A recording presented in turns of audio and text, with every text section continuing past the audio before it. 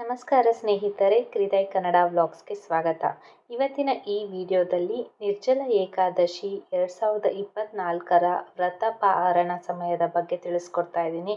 ಹಾಗೆ ನಿರ್ಜಲ ಏಕಾದಶಿ ಉಪವಾಸವನ್ನು ಯಾವಾಗ ಮಾಡಬೇಕು, ಅದನ್ನು ಯಾವಾಗ ಮುರಿಬೇಕು, ಹೇಗೆ ಮುರಿಬೇಕು, ಇದರ ಶುಭ ಸಮಯ, ವಿಧಾನ ಮತ್ತು ನಿಯಮಗಳ ಬಗ್ಗೆ ಈ ವಿಡಿಯೋದಲ್ಲಿ ನೋಡೋಣ. ಮೊದಲಾಗಿ ನಿರ್ಜಲ ಏಕಾದಶಿ ವ್ರತ ಪಾರಣದ ಬಗ್ಗೆ ತಿಳಿಯೋದಾದರೆ, ನಿರ್ಜಲ ಏಕಾದಶಿಯನ್ನು ವರ್ಷದ ಅತಿ ದೊಡ್ಡ ಏಕಾದಶಿ ಅಂತ ಪರಿಗಣಿಸಲಾಗಿದೆ. ಈ ದಿನದಂದು ಭಗವಾನ್ ವಿಷ್ಣುವಿನ ಆರಾಧನೆ ಮತ್ತು ಉಪವಾಸವನ್ನು ಆಚರಿಸೋದ್ರಿಂದ ಬಯಸಿದ ಫಲಿತಾಂಶಗಳು ನಮಗೆ ಸಿಗುತ್ತವೆ. ನಿರ್ಜಲ ಏಕಾದಶಿ ಉಪವಾಸವನ್ನು ಹೇಗೆ ಮತ್ತು ಯಾವ ಶುಭ ಸಮಯದಲ್ಲಿ ಮುರಿಯಬೇಕು ಅನ್ನೋದನ್ನು ಈ ವಿಡಿಯೋದಲ್ಲಿ ನೋಡೋಣ. ಏಕಾದಶಿ ಉಪವಾಸಕ್ಕೆ ಹಿಂದೂ ಧರ್ಮದಲ್ಲಿ ವಿಶೇಷ ಮಹತ್ವವಿದೆ. ಸೋಮವಾರವನ್ನು ಭೋಲೆನಾಥನಿಗೆ ಸಮರ್ಪಿಸುವಂತೆ ಏಕಾದಶಿಯ ಉಪವಾಸವನ್ನು ಭಗವಾನ್ ವಿಷ್ಣುವಿಗೆ ಸಮರ್ಪಿಸಲಾಗಿದೆ ಎಂದು ಪರಿಗಣಿಸಲಾಗುತ್ತದೆ. ಈ ದಿನ ಶ್ರೀಹರಿಯನ್ನು ಪೂಜಿಸೋದ್ರಿಂದ ಎಲ್ಲ ಇಷ್ಟಾರ್ಥಗಳು ಈಡೇರುತ್ತವೆ. ಒಂದು ವರ್ಷದಲ್ಲಿ 24 ಏಕಾದಶಿಗಳಿದ್ದು, ಅವುಗಳಲ್ಲಿ ನಿರ್ಜಲ ಏಕಾದಶಿಯ ಉಪವಾಸವನ್ನು ಅತ್ಯಂತ ಪ್ರಮುಖವೆಂದು ಪರಿಗಣಿಸಲಾಗಿದೆ.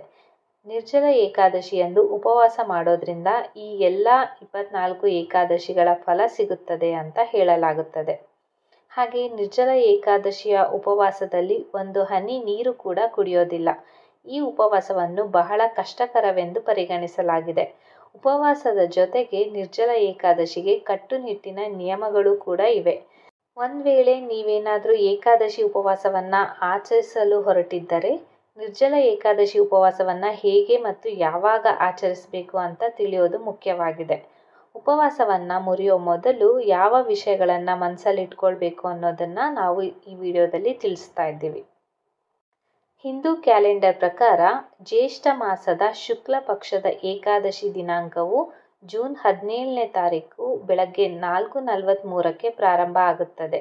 ಏಕಾದಶಿ ತಿಥಿ ಜೂನ್ 18ರಂದು ಬೆಳಗ್ಗೆ 7:28 ಮುಕ್ತಾಯವಾಗಲಿದೆ.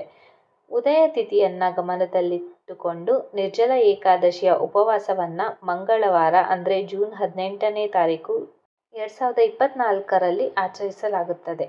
ವರ್ಷದ ಎಲ್ಲ 24 ಏಕಾದಶಿಗಳಿಗೆ ಉಪವಾಸ ಮಾಡಲು ಸಾಧ್ಯವಾಗದ ಯಾವುದೇ ವ್ಯಕ್ತಿಯು ನಿರ್ಜಲ ಏಕಾದಶಿಯಂದು ಉಪವಾಸವನ್ನು ಆಚರಿಸುವ ಮೂಲಕ ಈ ಎಲ್ಲ 24 ಏಕಾದಶಿಗಳ ಫಲಿತಾಂಶವನ್ನು ಪಡೆಯಬಹುದು. ಧಾರ್ಮಿಕ ನಂಬಿಕೆಗಳ ಪ್ರಕಾರ ನಿರ್ಜಲ ಏಕಾದಶಿ ಉಪವಾಸವನ್ನು ಆಚರಣೆ ಮಾಡೋದ್ರಿಂದ ಇತರ ಎಲ್ಲ ಏಕಾದಶಿಗಳ ಲಾಭವನ್ನು ಪಡೆಯುತ್ತದೆ ಮತ್ತು ಪಾಪಗಳಿಂದ ಮುಕ್ತಿಯನ್ನು ಪಡೆಯುತ್ತದೆ ಅಂತ ನಂಬಲಾಗಿದೆ. ಹಾಗಾದರೆ ನಿರ್ಜಲ ಏಕಾದಶಿ ಉಪವಾಸ ಯಾವಾಗ ಮುಗಿಯುತ್ತೆ ಅಂತ ಈಗ ನೋಡೋಣ. ನಿರ್ಜಲ ಏಕಾದಶಿ 2024ರ ಸಮಯ. ಇದನ್ನು ಜೂನ್ 19ರ ಬುಧವಾರದಂದು ಬೆಳಗ್ಗೆ 5:24ರಿಂದ ಬೆಳಗ್ಗೆ 7:28 ನಡುವೆ ಮಾಡಲಾಗುತ್ತದೆ. ನೆಕ್ಸ್ಟ್, ನಿರ್ಜಲ ಏಕಾದಶಿ ಉಪವಾಸವನ್ನು ಹೇಗೆ ಮುರಿಯೋದು, ಹಾಗೆ ನಿರ್ಜಲ ಏಕಾದಶಿಯ ವೇಗದ ಪರಣವಿಧಿ ಏನು ಅನ್ನೋದನ್ನು ಈಗ ಹೇಳ್ತಾ ಇದ್ದೀವಿ. ನಿರ್ಜಲ ಏಕಾದಶಿಯ ಉಪವಾಸವನ್ನು ಸಂಪೂರ್ಣ ನಿಯಮಗಳೊಂದಿಗೆ ಮುರಿಯಲಾಗುತ್ತದೆ. ಉಪವಾಸ ಮುರಿಯುವ ದಿನ ಬೆಳಗ್ಗೆ ಸೂರ್ಯೋದಯಕ್ಕೆ ಮುನ್ನವೇ ಎದ್ದು ಸ್ನಾನ ಮಾಡಿ ಶುಭ್ರ ಬಟ್ಟೆಯನ್ನು ಧರಿಸಿ ಸೂರ್ಯ ದೇವರಿಗೆ ನೀರನ್ನು ಅರ್ಪಿಸಬೇಕಾಗತ್ತೆ. ದ್ವಾದಶಿ ತಿಥಿಯಂದು ಉಪವಾಸವನ್ನು ಮುರಿಯುವ ಮೊದಲು ಉಪವಾಸ ಮಾಡುವವರು ವಿಷ್ಣುವಿನ ಆರಾಧನೆಯನ್ನು ಮಾಡಬೇಕು. ಪೂಜೆಯ ಸಮಯದಲ್ಲಿ ಓಂ ನಮೋ ಭಗವತೆ ವಾಸುದೇವಾಯ ಎಂಬ ಮಂತ್ರವನ್ನು ಪಠಿಸುವುದನ್ನು ಸಹ ಪ್ರಮುಖವೆಂದು ಪರಿಗಣಿಸಲಾಗುತ್ತದೆ. ಇದರ ನಂತರ ವಿಷ್ಣುವಿನ ಮುಂದೆ ನಿಮ್ಮ ಕೈಗಳನ್ನು ಮಡಚಿ ಮತ್ತು ಉಪವಾಸದ ಸಮಯದಲ್ಲಿ ಮಾಡಿದ ತಪ್ಪುಗಳಿಗೆ ಕ್ಷಮೆಯಾಚನೆ ಮಾಡಬೇಕಾಗತ್ತೆ. ದ್ವಾದಶಿ ತಿಥಿಯ ದಿನದಂದು ಸೂರ್ಯನಿಗೆ ನೀರನ್ನು ಅರ್ಪಿಸಿ ಮತ್ತು ಭಗವಾನ್ ವಿಷ್ಣುವನ್ನು ಪೂಜಿಸಿದ ನಂತರವೇ ಉಪವಾಸವನ್ನು ಮುರಿಯಬೇಕು. ದ್ವಾದಶಿಯಂದು ಉಪವಾಸವನ್ನು ಮುರಿದ ನಂತರ ಆಹಾರದಲ್ಲಿ ಅನ್ನ ಇರಬೇಕು. ಬೇರೆ ಯಾವುದೇ ಅನ್ನವನ್ನು ತೆಗೆದುಕೊಂಡ ನಂತರವೇ ತಿನ್ನಬೇಕು. ಅನ್ನ ತಿನ್ನೋದ್ರಿಂದಲೇ ಈ ಉಪವಾಸ ಭಂಗವಾಗುತ್ತದೆ. ಉಪವಾಸವನ್ನು ಮುರಿದ ನಂತರ ಅನ್ನವನ್ನು ದಾನ ಮಾಡುವುದು ಸಹ ಮಂಗಳಕರವೆಂದು ಪರಿಗಣಿಸಲಾಗಿದೆ. ಆದ್ದರಿಂದ ಯಾವುದೇ ನಿರ್ಗತಿಕರಿಗೆ ಅನ್ನ ಮತ್ತು ದಕ್ಷಿಣೆಯನ್ನು ದಾನವಾಗಿ ನೀಡಬೇಕಾಗತ್ತೆ. ನಿರ್ಜಲ ಏಕಾದಶಿಯ ವ್ರತದ ನಿಯಮದ ಬಗ್ಗೆ ತಿಳಿಯೋಣ. ನಿರ್ಜಲ ಏಕಾದಶಿ ಉಪವಾಸವನ್ನು ಆಹಾರ ಮತ್ತು ನೀರು ಇಲ್ಲದೆ ಆಚರಿಸಲಾಗುತ್ತದೆ. ಈ ವ್ರತದಲ್ಲಿ ನೀರನ್ನೇ ಸೇವಿಸುವುದಿಲ್ಲ. ಆದ್ದರಿಂದ ಇದನ್ನು ನಿರ್ಜಲ ಉಪವಾಸ ಅಂತ ಕರೆಯಲಾಗುತ್ತದೆ. ಏಕಾದಶಿ ಉಪವಾಸದ ಮರುದಿನ ಸೂರ್ಯೋದಯದ ನಂತರ ಇದನ್ನು ಆಚರಣೆ ಮಾಡಲಾಗುತ್ತದೆ.